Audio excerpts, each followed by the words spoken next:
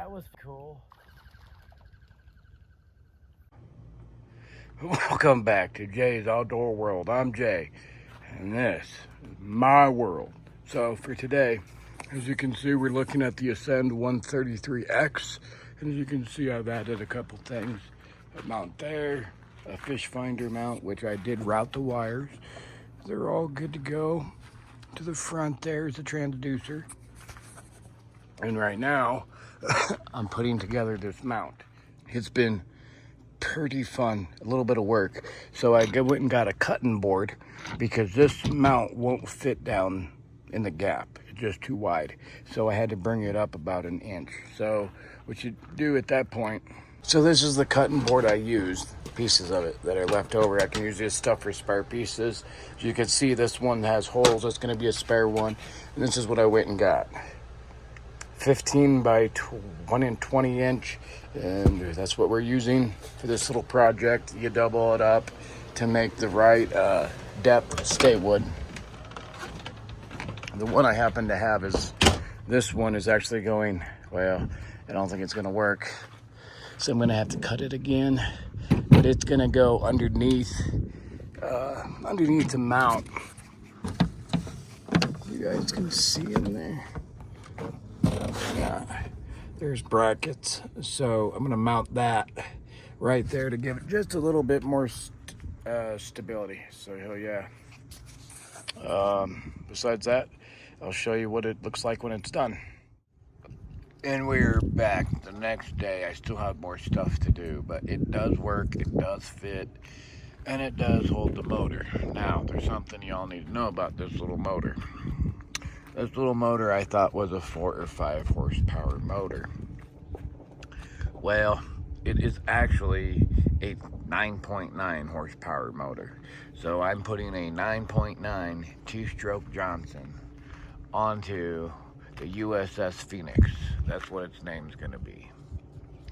So, introducing the Phoenix. That'll be a great name for it.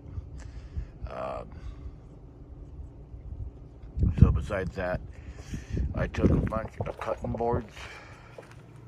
As you can see my little pile here. And I made one that goes like that. And then I have another one that goes down to about there to cover this up. And it's going okay. Should be on the water here in a few days. Got some more parts coming in. Yes, the kayak is locked up. Wise man once told me, if it's locked, then you'll always have it, because the lock only keeps an honest person honest. So, and I feel that way, you know. If you leave it locked, an honest person will leave it alone. A thief will take it, but they're gonna have to work to get this one. So, and then we just got a mount in the front so y'all can see me. So far it's going pretty good. I actually like it. There's a couple things I really don't like about it, but it's heavy. Very, very heavy compared to my other kayak. Between the length and the width, it is very awkward. I mean, it's almost a two-person kayak, but I can get it in and out of the truck no problem. A little bit more effort, but then I got the wheels taken care of, and they actually work pretty good. So, you know, redneckery, hard at work. So I'll show you guys a video here in a little bit of that being finished. So, but Newport actually, I like the way Newport did it. But this one actually lines up with the same holes that are already pre-drilled and tapped for the kayak. So all I did is I went through them little things about that big, and I ran through them, punched through the kayak, and then I bolted up some more stuff for more stability. So yep.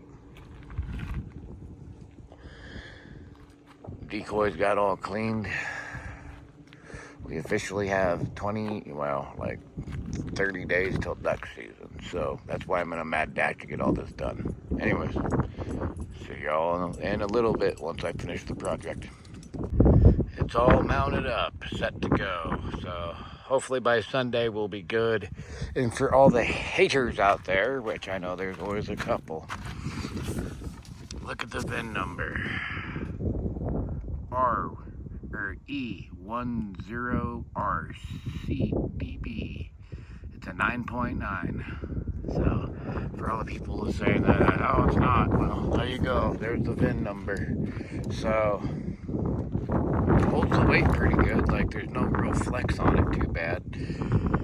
I have a couple more bolts I gotta get for this piece, but I held it all the way down. Sorry, I had to go all the way down, so it's using that for like a brace, so it will help out. We'll